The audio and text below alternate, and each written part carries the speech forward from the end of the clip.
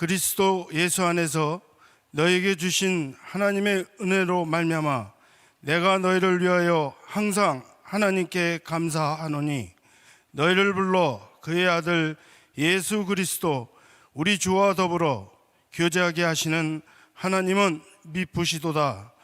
이는 살아계신 하나님의 말씀입니다. 아멘.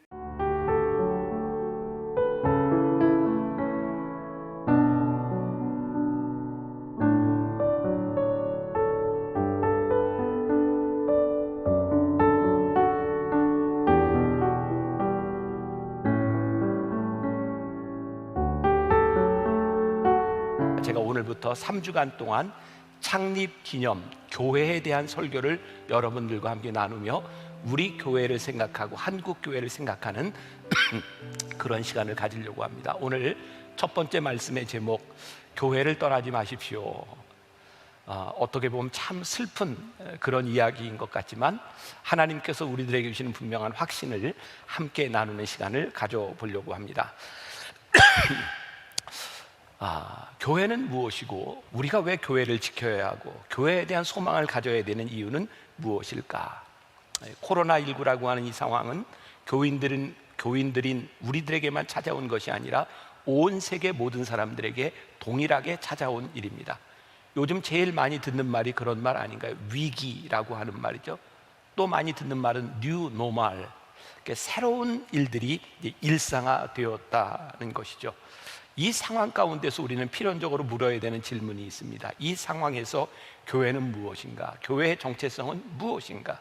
우리가 지금까지 믿었던 신앙은 무엇인가? 우리가 지금까지 다녔던 교회는 우리들에게 무엇인가? 아주 중요한 물음을 물어야 할 때가 된 것 같습니다. 제가 오늘 여러분들과 함께 나눈 이 말씀, 고린도전서 1장 4절과 9절 말씀은 앞으로 3주 동안 동일한 본문을 가지고 나누게 될 것입니다. 사도 바울이 고린도에 있는 교인들에게 편지를 한 내용이에요. 여러분, 편지를 쓸 때 우리는 제일 처음에 이 편지를 쓰는 의도를 씁니다. 왜 내가 너에게 이 편지를 보내는지. 그러니 오늘 사도 바울이 고린도전서 1장 4절과 9절에서 한 이 말씀은 사도 바울이 왜 이 편지를 쓰고 있는지 사도 바울의 마음이 가장 잘 드러나 있는 부분입니다. 먼저 4절을 다시 한번 보겠습니다. 그리스도 예수 안에서 너희에게 주신 하나님의 은혜로 말미암아 내가 너희를 위하여 항상 하나님께 감사하노니. 고린도 교회는 사도 바울이 세웠던, 개척했던 그런 교회입니다. 그 교회를 바라보며 사도 바울이 뭐라고 말을 하냐면, 이 교회 하나님의 은혜로 예수 안에서 세워진 이 교회를 보니 내가 참 감사하구나. 저도 이런 고백을 우리 교회, 한국 교회, 이 땅의 모든 교회에 할 수 있으면 좋겠다, 그런 마음이 있습니다. 그런데 오늘 우리들이 경험하는 이 상황은 두려움인 거예요. 교회 안의 감사보다는 우리들에게 찾아온 두려움, 또한 우리 주변에서 우리는 교회를 떠나는 사람들을 봅니다. 그런 두려움들이 우리들에게 찾아오고 있는 것이 사실입니다. 여기에서 우리는 두 가지 질문을 한번 물을 필요가 있겠다. 첫 번째, 이 상황 가운데서 교회는 하나님을 얼마나 신뢰하고 있는가, 이 물음을 먼저 던져봤으면 좋을 것 같아요. 교회뿐만 아니라 모든 사람들이 두려워하고 있죠. 이 세상 가운데서 우리는 하나님을 믿는다고 하는 이 교회는 하나님을 정말 신뢰하고 있는가? 교회 안에 있는 걱정거리들이 어떤 것들인가요? 교회가 앞으로 계속 존재할 수 있을까? 예배를 드리지 못하는 이 상황들로 인하여 교회에 오지 않았던 교인들이 다시 돌아올 것인가? 이런 두려움들이 우리들에게 있죠. 어떤 분이 저에게 이런 이야기를 하더라고요. 목사님, 두려워요. 처음에는 교회에 오지 못하는 것이 안타깝다는 생각을 했는데 온라인으로 예배를 드리다 보니 점점 익숙해지는 것 같아요. 근데 여러분들에게만 그런 두려움이 있는 것이 아니라 저에게도 어느 날 두려움이 찾아왔어요.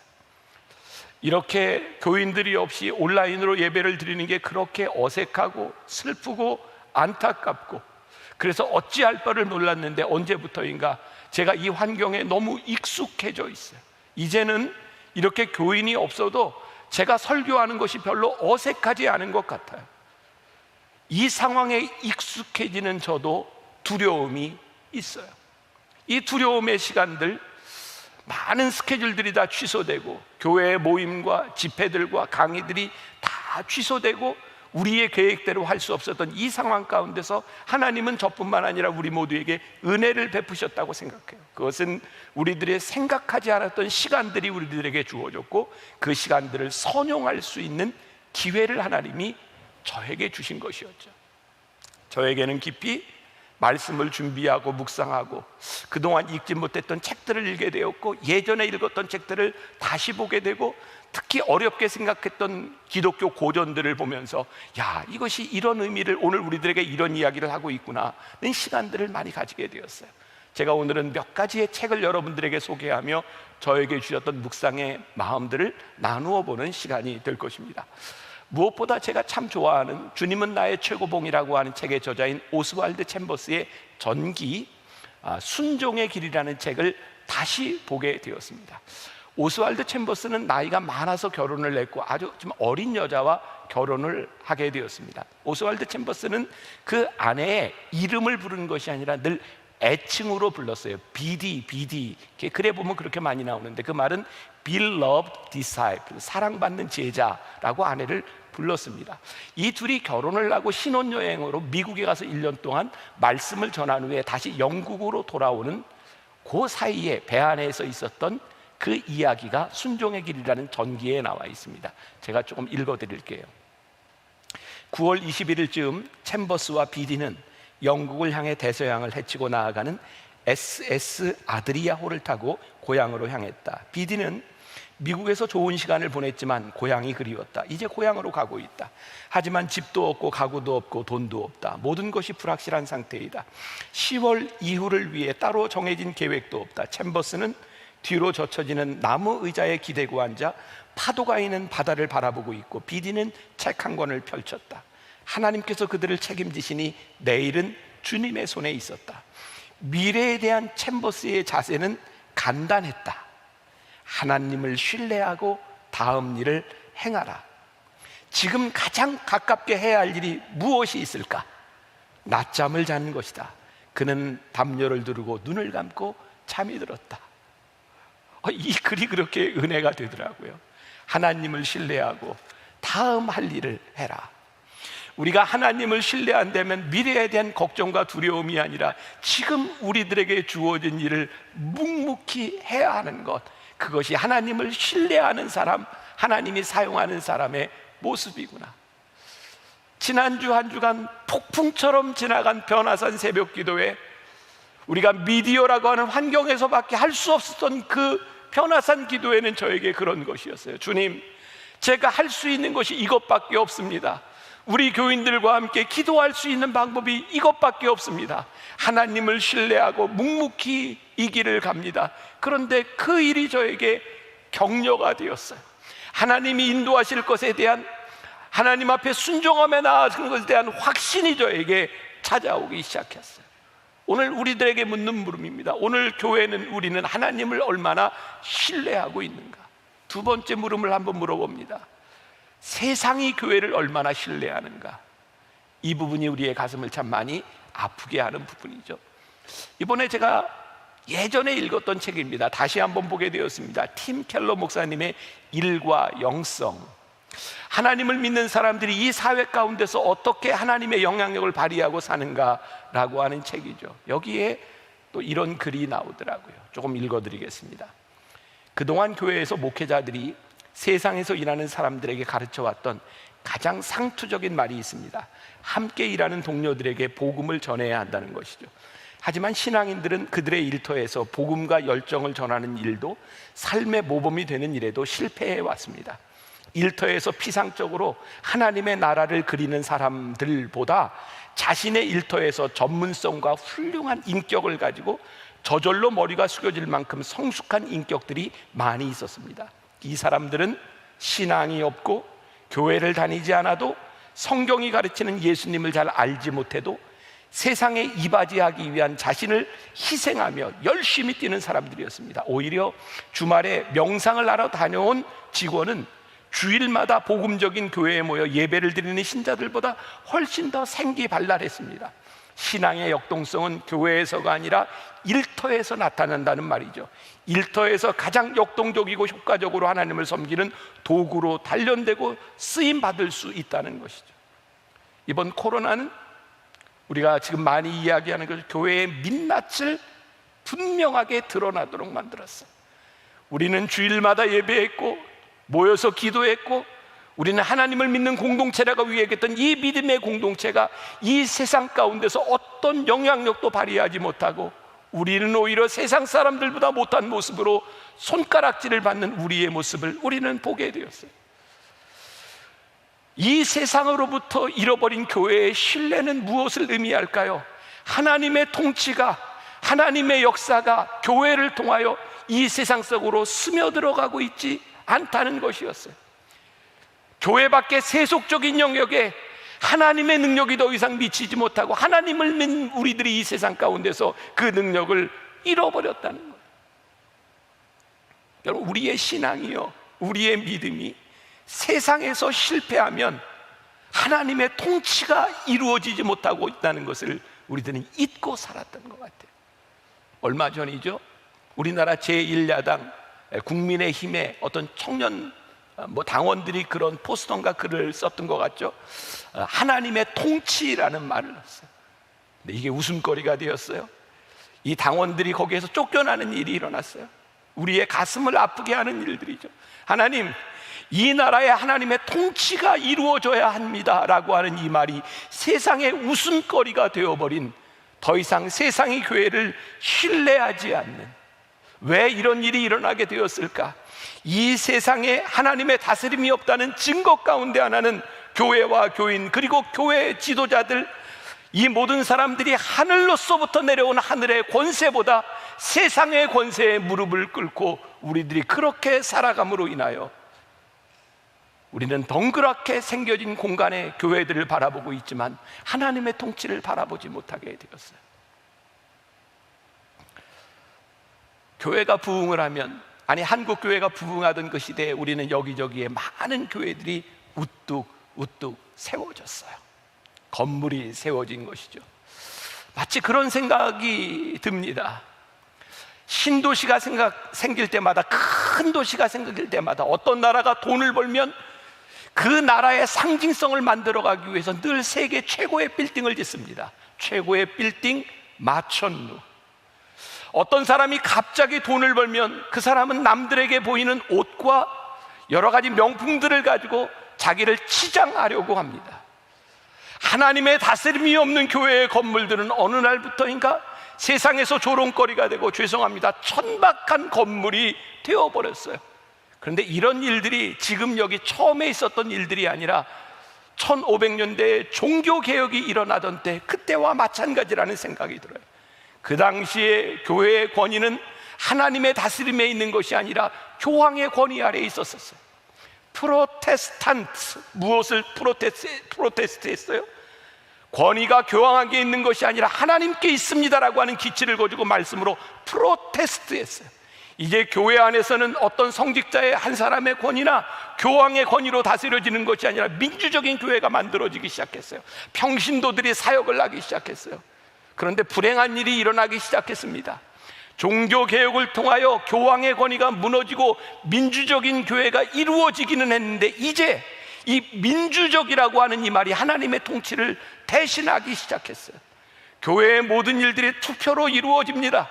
목사와 장로들, 교회와 교인들 간의 투표로 일들이 결정되기 시작합니다.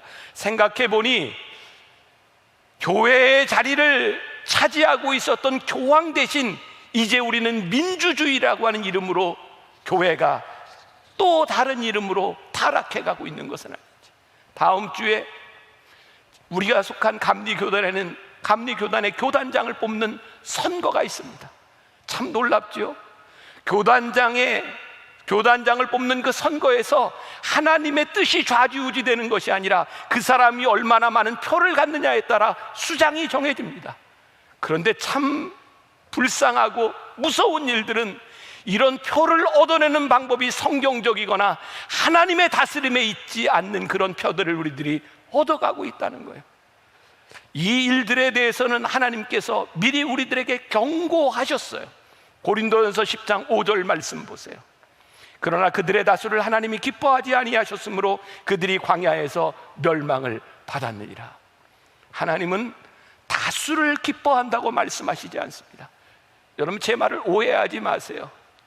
교회 안에서 이루어지는 민주적인 절차, 그것들이 나쁘다라고 이야기하는 것이 아니라 민주적인 절차, 민주적인 그런 과정들, 다수의 사람들이 하나님의 능력과 하나님의 다스림을 앞설 수는 없다는 말이죠. 한국 교회의 가장 큰 위기는 교회 안에 하나님의 다스림과 하나님의 영광이 떠나갔다는 거예요. 이 교회 밖에 있는 사람들이 교회를 바라보며 야, 저기에 하나님의 영광이 임하는구나, 하나님이 다스리는구나 라는 것을 인정하지 못하면서 세상으로부터의 손가락질은 우리를 아프게 하고, 이 교회에 있는 교인들은 이제 교회를 떠나가기 시작합니다. 이렇게 말하면서 나는 진짜 신앙을 찾고 싶습니다. 이 교회에서는 믿음을 찾을 수가 없습니다. 진짜 하나님을 믿기 원한다는 사람들이 내가 원하는 말씀을 찾고, 내가 원하는 찬양을 찾고, 내가 원하는 교회를 찾아서 이제 이곳저곳으로 흩어져서 교회를 떠나가기 시작합니다. 그래서 오늘 저는 이런 설교를 합니다. 여러분, 이러한 상황 가운데서도 우리들이 교회를 떠나지 말아야 하는 이유가 있습니다. 우리가 교회를 포기하지 말아야 되는 이유가 있습니다. 오늘 저는 여러분들에게 이런 이야기를 나누려고 해요. 저에게 도움이 되었던 책 중에 두 가지가 또 있습니다. 하나는 디트리 본회퍼가 쓴 성도의 공동생활이라는 책이고, 또 하나는 C.S. 루이스가 쓴 스크루테이프의 편지라는 책입니다. 본회퍼는 당시 교회가 나치에 의해서 굉장히 어려움을 당할 때 교회가 타락하고 고백교회와 또 나치에 굴복한 교회, 국가교회로 이렇게 나누어져 있는 상황 가운데서 그는 성도의 공동생활이 무엇인지를 이야기합니다. 그는 이렇게 말을 합니다. 교회란 자신이 사랑하고 자기가 있고 싶은 사람들과 함께 모이는 사교 집단이 아닙니다. 오히려 교회에서는 원수와 같은 사람을 만나고 그 사람을 사랑하는 공동체야말로 진정한 교회가 될 수 있습니다. 우리가 사랑할 수 없는 원수를 만날 때 진정한 신앙생활이 시작되는 것입니다. 가만히 생각해 보니 그렇습니다. 우리 교회 안에 우리를 힘들게 하는 원수가 있기 때문에 우리는 화해를 경험합니다. 우리들이 평화를 경험합니다. 이 갈등 가운데서 우리는 새로운 관계를 쌓아가는 능력을 경험하게 됩니다. 진정한 교회는 문제가 없는 교회가 아니라, 내가 원하는 사람들만 모인 교회가 아니라, 진정한 성도의 공동생활이란 원수와 같은 이들을 통하여 우리들이 화해와 사랑을 경험하는 것이 진정한 공동체라는 거예요. 스크루테이프의 편지라는 이 책은 C.S. 루이스가 1900년대 이후에 전 세계를 휩쓸고 있었던 낙관주의, 긍정주의, 그리고 무신론에 대하여 그가 여러 가지 교회를 변호하며 쓴 책입니다. 스크루테이프의 편지. 이 책은 비유적으로 스크루테이프라고 하는 한 악마가 그의 조카 빌에게 어떻게 하면 교회를 타락시킬 수 있는지에 대한 방법을 편지로 보낸 글입니다. 그리고 이 C.S. 루이스는 이 편지를 통하여 악마가 이런 전략을 가지고 있으니 교회여 조심하십시오 라고 하는 의도로 스크루테이프의 편지라는 책을 쓰고 있어요. 여기에 보면요, 이 악마의 전략 중에 최고의 전략이 뭐냐면, 갓 하나님을 영접한 새신자들에게 교회를 떠나게 하는 제일 좋은 전략이 뭐냐면, 냉소하고 교회에 대한 반감을 심어주는 일이라는 겁니다. 말씀과 예배가 아닌 찬양 가운데 지독히도 노래를 못하는 사람들을 바라보며 짜증나게 만들고, 교회 안에서 예배를 드릴 때 예의를 지키지 않고 구두를 끌고 다니고 삐걱거리는 소리를 내는 그 사람들을 바라보며 교회에 대한 반감을 가지게 하고, 이 예배 가운데 저렇게 꼴보기 싫은 사람이 있구나라고 하는 것 때문에 본질적인 하나님이 아닌 꼴보기 싫은 사람 때문에 교회를 떠나가게 만드는 것이 사단의 전략이었다는 거예요. 생각해 보세요. 오늘 교회 안에 교회의 본질, 하나님에 대한 문제들이 아니라 우리는 타락한 성도들과 잘못된 사람들을 인하여 우리들이 상처를 받고 교회를 떠나가는 것이 올바른 신앙이라고 생각하죠. 또 하나의 책, 스캇 솔지가 쓴 선 밖에 선 예수에 보면 뱀파이어 연대기라고 하는 책을 쓴 작가에 대한 이야기입니다. 앤 라이스라고 하는 사람이요. 뱀파이어 연대기라고 하는 책을 썼으니 귀신 얘기를 쓴 사람이 아닙니까? 근데 이 사람이 복음을 받아들이게 돼요. 열심히 예수님을 믿고 섬기려고 하다가 이 사람이 기독교 탈퇴 선언을 합니다. 조금 읽어드립니다. 오늘 나는 크리스천이기를 그만둔다. 이제 더 이상 교회에 나가지 않기로 결심했다. 계속해서 그리스도께는 헌신하겠지만 크리스천으로 살거나 기독교에 소속되지는 않을 것이다. 나로서는 다투기를 좋아하고 적대적이고 논쟁하기를 좋아하고 지독히 악명 높은 이 집단에 더 이상 속하기가 힘들다. 10년 동안 노력했지만 실패했다. 이제 나는 영원히 탈퇴하기로 결심했다. 양심으로 인해 어쩔 수 없다. 그리스도의 이름으로 기독교를 그만둔다. 하지만 그리스도를 따르는 것이 그분의 추종자들을 따르는 것을 의미하지 않는다는 것을 알았다. 그리스도는 기독교보다 무한히 더 중요한 분이다. 교회를 떠나간 사람이 왜 교회를 떠나갔는가? 예수님을 떠나간 것이 아니라 기독교에 있는 공동체를 떠나갔다는 거예요. 과연 우리들이 이렇게 교회에서 실망을 하고 교회를 떠나가는 것이 답이 될 수 있을까요? 우리가 도저히 용납할 수 없다고 하는 그 나쁜 인간들, 그 못된 사람들, 그 사람들이 하나님의 사랑을 받는 사람, 필요한 사람들이라면 나 역시 그렇게 못되고 잘못된 나를 용납하시고 사랑하시고 오래 참으시는 값없는 선물을 받은 사람인 것을 깨닫게 될 때 우리 모두에게 펼쳐진 그 사람들 모두가 하나님의 사랑을 필요로 하는 사람이 아닐까. 사도 바울은 로마서 5장 8절에서 이렇게 이야기합니다. 우리가 아직 죄인 되었을 때에 그리스도께서 우리를 위하여 죽으심으로 하나님께서 우리에 대한 자기의 사랑을 확증하셨느니라. 우리가 아직 죄인 되었을 때에 우리를 위하여 죽으심으로. 초대교회 시프리안이라고 하는 사람은 이런 말을 했습니다. 교회를 어머니 삼지 않고는 하나님을 아버지로 삼을 수 없다. 교회는 우리가 그렇게 쉽게 떠날 수 있는 것이 아니라 우리가 교회를 어머니로 삼을 때 하나님 아버지를 고백할 수 있다. 고린도전서 12장에 유명한 지체의 비유가 나와 있어. 아마 창립 기념일 때가 되면 이 설교를 수없이 많이 여러분들이 들어보셨을 거예요. 고린도전서 12장 12절 말씀, 몸은 하나인데 많은 지체가 있고 몸의 지체가 많으나 한 몸임과 같이 그리스도도 그러하니라. 몸에 많은 지체가 있어요. 손도 있고 다리도 있고 혀도 있고 이도 있고 서로 내 마음에 들지 않아요. 그러나 이 몸 모두가 그리스도의 몸인 것을 우리들이 알기에 소중히 여기라는 거예요. 이번 주에 그런 소식을 들었어요. 몇 년 전 열심히 신앙생활을 하던 분이 사업이 망해서 교회를 떠나갔다는 이야기를 들었어요. 열심히 신앙생활을 하던 사람들이 결혼에 실패해서 교회를 떠나갔다는 이야기를 들었어요. 열심히 신앙생활을 하던 사람들이 실수해서 교회를 떠나갔다는 이야기를 들었어요. 저는 이렇게 여러분들에게 말씀드리고 있습니다. 교회를 떠나지 마십시오. 사업의 실패에 너무 힘들고 아프고 어려우니 바로 당신에게 믿음의 공동체가 필요하고 여러분들을 보듬어줄 우리 지체가 필요한 것입니다. 결혼에 실패해서 혼자가 되었다고 이혼을 냈다고 누구도 여러분들을 정죄하지 않습니다. 그렇게 될 수밖에 없었던 그 아픔을 껴안으며 같이 기도하며 위로할 수 있는 공동체, 그것이 교회인 것입니다. 여러분들의 인생에 실수를 하고 욕먹을 짓을 했을 때 그 사람을 향해 손가락질하는 것이 교회가 아니라 그 아픔이 내 아픔으로 느껴지는 사람들이 함께하는 것이 교회입니다. 우리는 종종 교회에 대한 문제들을 이야기할 때마다 이런 말을 자주 합니다. 초대교회로 돌아가자. 그런데요, 가만히 생각해 보니 고린도 교회를 세웠던 사도 바울의 편지를 보니 우리가 고린도전서 강해를 통해서 보았잖아요. 지금 우리 교회에 있을 법한 어떤 문제, 다른 교회에 있을 법한 어떤 문제, 그런 모든 교회의 문제를 다 통틀어 모든 문제들을 안고 있었던 것이 초대교회 고린도 교회였더라고요. 근데 사도 바울이 오늘 그 교회를 향하여 뭐라고 이야기를 하고 있어요?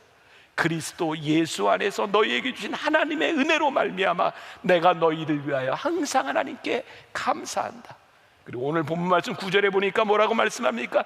너희를 불러 그의 아들 예수 그리스도 우리 주와 더불어 교제하게 하시는 하나님은 미쁘시도다. 사도 바울이 감사할 수 있었던 것은 고린도 교회 교인들이 가지고 있었던 충분히 교인될 자격에 대한 문제가 아니라 그들을 불러주신 하나님의 신실하심, 그분의 미쁘심으로 인하여 예수 그리스도 안에서 내가 이 교회를 바라보며 기뻐하고 감사한다고 말씀하고 있어요. 스캇 솔즈의 책 가운데 이런 이야기가 나옵니다. 바울은 망가진 교회를 보며 아름다운 교회를 상상했다. 그는 바람직하지 못한 교회를 보며 교회의 번영을 향한 열정을 불태웠다. 400년대 500년대를 살았던 유명한 성 어거스틴이 이런 이야기를 했어요. 참 무서운 표현이기도 하더라고요. 어거스틴이 이런 말을 했습니다. 교회는 때때로 매춘부일지 모르지만 여전히 내 어머니다. 이 고백을 했던 어거스틴은 어떤 마음이었을까? 매춘부처럼 타락해버린 교회의 모습을 바라보면서도 내가 교회를 떠날 수밖에 없는 그 이유는 교회가 내 어머니이기 때문입니다. 우리가 흔히 말하는 교회, 가족, 공동체, 가족과 같다고 하는 말을 많이 해죠. 가족이라는 말, 이 말만큼 우리 교회 공동체를 잘 설명해 주는 말이 없는 것 같아요. 가족은요, 내가 태어나 보니 그 가족의 일원이 되어버린 거예요. 여러분들의 인생의 중요한 순간을 지나가며 지금 예배를 드리고 있는 이 순간 내가 바라보니 내가 이 교회의 공동체가 된 거예요. 가족은 여전히 가족으로 남는 겁니다. 여러분, 제 이야기가 굉장히 힘든 분이 있을지 몰라요. 목사님, 우리 가족 중에 내가 그놈 때문에 우리 가족이 얼마나 힘든지 아십니까? 이번 주간 제가 변화산 설교를 하면서 용서에 대한 설교를 할 때 한 분이 굉장히 화가 나서 그렇게 글을 올렸다는 이야기를 들었어요. 목사님, 어떻게 그렇게 용납하고 용서하라는 이야기를 쉽게 하실 수 있습니까? 목사님이 이 상황을 경험해 보셨습니까? 그럼에도 불구하고 제가 그 상황을 겪지 않았지만 저는 또 용서하고 용납하라고 말할 수밖에 없어요. 여러분들의 가족에 어떤 아픔이 있는지 모르지만 가족이기 때문에 사랑하고 공동체로 품어주라고 말할 수밖에 없어요. 말썽 부리는 놈이 있으면 내가 더 품어줘야 되고, 빗나간 놈이 있으면 기다려줘야 되고, 아파하는 사람이 있으면 안아줘야 되고, 부족한 것이 있으면 내가 채워줘야 되는 것이, 그것이 가족이기 때문입니다. 가족을 떠나지 마십시오. 교회를 포기하지 마십시오. 오늘 말씀 고린도전서 1장 9절, 너희를 불러 그의 아들 예수 그리스도 우리 주와 더불어 교제하게 하시는 하나님은 미쁘시도다. 하나님의 미쁘심을 믿으니 포기하지 마십시오. 그러니 교회를 포기하지 마십시오. 말씀을 마치려고 합니다. 유튜브를 통해 요즘 좋은 자료들이 많이 쏟아져 나오고 있는데, 교회에 대한 많은 고민들이 쏟아져 나오고 있는데, 그 중에 하나가 기록문화연구소에서 만든 영상이었어요. 제가 그것을 보고 여러분들에게 이것을 좀 전해줘야 되겠다는 생각이 들었어요. 그 영상의 내용은 필립 얀시라고 하는 유명한 기독교 작가가 쓴 글이었어요. 이런 제목이었습니다. 교회라면 이제 진저리가 난다는 당신에게 결코 교회를 포기하지 마세요. 필립 얀시는 남부의 경건한 크리스찬 가정에서 태어난 사람이었고, 그는 예수님을 잘 믿기 위해서 교회를 떠나간 사람이었습니다. 그리고 이제 그는 하나님의 교회를 사랑하게 되었다고 고백하며 절대로 교회를 떠나지 말라고 이야기하는 사람이 되었습니다. 지금부터 제가 필립 얀시의 글을 읽어드립니다. 유년기와 사춘기 초까지만 해도 나는 교회에 대한 반감이 거의 없었다. 교회는 파도가 넘실대는 거친 세상에서 나를 싣고 가는 구명보트였다. 교회는 우리를 죄 많은 바깥 세상에서 보호하려고 외면적 규율의 벽을 두껍게 쳤고, 어떤 면에서는 성과가 있었다. 지금의 나는 양심의 가책 없이 그런 활동들을 할 수 있지만, 생각해보면 근본주의의 엄격함이 나를 더 심한 문제에 빠지지 않게 막아준 것도 사실이다. 그런데 이전의 교회에서 쓰던 말이 기만으로 느껴졌다. 우리는 은혜를 말하면서 율법을 살았고, 사랑을 말하면서 미움을 흘렸다. 살벌한 정죄만 가득하고 겸손이나 신비를 인식하는 감각이라고는 찾아볼 수 없는 냉혹한 교회는 오랜 세월 내 신앙의 성장을 가로막았다. 한마디로 기독교가 그리스도께 나아가는 길을 가로막은 것이다. 나는 생각해 보았다. 그리스도인에게 교회가 정말 필요한가? 내 순례 여정을 되돌아보면 나와 교회 사이를 가로막는 몇 가지 장벽이 있었다. 첫 번째, 위선이었다. 무신론 철학자인 프리드리 니체에게 누군가 왜 그렇게 그리스도인들을 부정적으로 보게 되었느냐고 물었더니 이렇게 대답했다고 한다. 그들 그리스도인들이 조금만 더 구원받은 사람처럼 보인다면 나도 그들의 구원을 믿겠소. 다음은 문화의 장벽이었다. 공식적인 예배는 이 세상 사람들이 받아주기 힘든 어떤 문화적 의식 같았다. 판에 박힌 똑같은 절차, 반복, 많은 사람들, 주보와 광고, 일어났다 앉았다 하는 관행 등이 그랬다. 그리고 그 안에 그리스도인들은 내가 함께 살아가고 있는 소위 세상 사람들과는 다른 문화적 인식을 갖고 있는 것 다른 문화적 인식을 갖고 있는 것 같았다. 많은 사람들에게 교회는 여전히 극복하기 힘든 문화적 장벽이었다. 이런 여러 가지 이유로 나는 교회에 대해 지극히도 회의했고 고민했고 결국 한참 동안 교회를 떠났다. 그러다 다시 돌아왔다. 몸으로 교회를 떠났던 기간에도 나는 교회를 끝내 포기하지 못했다. 내가 교회를 포기하지 못한 것도 아마 그 때문일 것이다. 나는 내게 절실히 필요한 그 무엇이 교회 안에 있음을 마음 깊이 느낀다. 잠시 교회를 떠나 있을 때면 고통받는 쪽은 언제나 나였다. 이제 나는 교회 없는 삶은 상상할 수 없다. 어떻게 나는 교회 회의론자에서 옹호론자로, 구경꾼에서 참여자로 바뀌었을까? 바로 시간이 가면서 교회에서 무엇을 보아야 하는지를 배웠기 때문이다. 여러 교회를 찾아다니면서 바른 교회를 찾는 열쇠는 내 안에 있음을 배웠다. 내 시각이 관건이었다.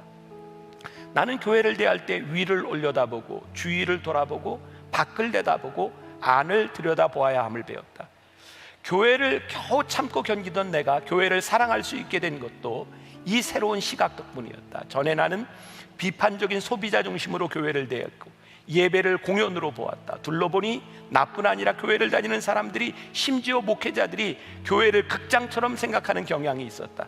우리는 객석에 앉아 무대에 배우를 주시하고 배우는 모든 시선을 한 몸에 받는다. 배우가 제법 즐겁게 해주면 우리는 박수와 환호로 감사를 표한다. 그러나 교회는 극장에 반대를 해야 한다. 교회에는 하나님이 예배의 관객이시다. 그리고 우리가 주인공으로 여겨왔던 목사 등 사역자는 사실 무대 뒤에서 대사를 일러주는 보조적 역할을 맡은 사람일 뿐이다. 그러므로 예배를 마치고 떠날 때 우리가 해야 되는 질문은 내가 무엇을 얻었는가가 아니라 하나님이 기뻐하셨는가이다. 예배의 가장 중요한 관객은 회중이 아니라 하나님이시기 때문이다. 교회가 존재하는 주된 이유는 즐거움을 제공하거나 약한 모습을 받아주거나 자존감을 세워주거나 우종을 복돋는 것이 아니라 하나님을 예배하는 것이다. 그 일에 실패하면 교회는 실패하는 것이다. 그렇다. 교회의 주인은 하나님이시다. 교회라는 배가 아무리 삐걱거리고 그 안에 사람들이 구토를 하고 그것을 바라보는 바깥 사람들이 분노하고 걱정한다 할지라도 그 배의 주인이신 하나님은 배를 수선하시거나 심지어 새로운 배를 준비해서라도 결국 승객들을 목적지까지 인도하실 것이다. 그러니 하나님을 믿자. 그분을 다시 믿어보자. 이 땅의 교회를 새롭게 하실 하나님을 기대하자. 이것이 결국 내게 유익이었다는 것을 내 삶을 통해 경험했다. 그래서 아무리 교회가 진저리가 난다 해도 결코 교회를 포기하지 말라고 호소하는 것이다. 오늘 저는 필립 얀시의 말을 대신해서 여러분들에게 그렇게 말하고 싶습니다.